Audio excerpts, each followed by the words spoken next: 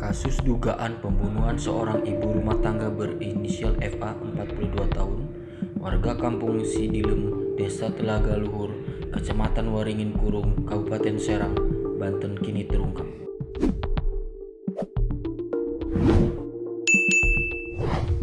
Pelaku ternyata merupakan seorang dekat, yakni teman anak korban sekaligus tetangganya sendiri berinisial SI.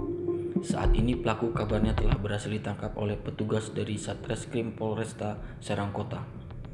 Dalam kasus tersebut, polisi bergerak cepat mengungkap kasus ini sesaat setelah jenazah korban ditemukan. Tak butuh lama bagi petugas untuk mengendus jejak pelaku yang berusaha mengelabui petugas di awal penyelidikan.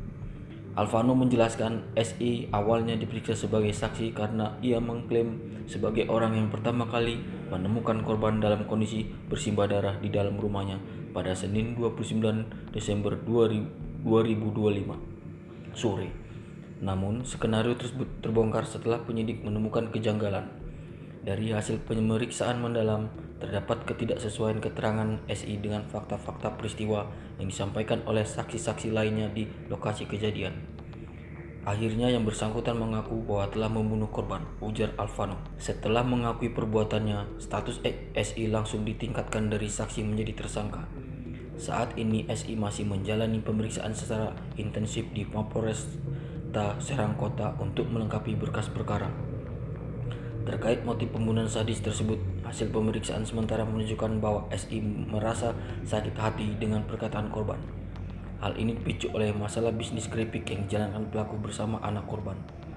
Korban diduga melontarkan kata-kata yang menyinggung perasaan pelaku karena usaha keripik tersebut dianggap tidak mengalami kemajuan meskipun sudah berjalan selama beberapa bulan.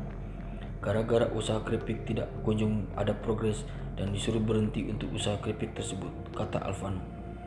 Diberitakan sebelumnya, FA ditemukan tewas mengenaskan di dalam rumahnya saat kondisi sedang sepi.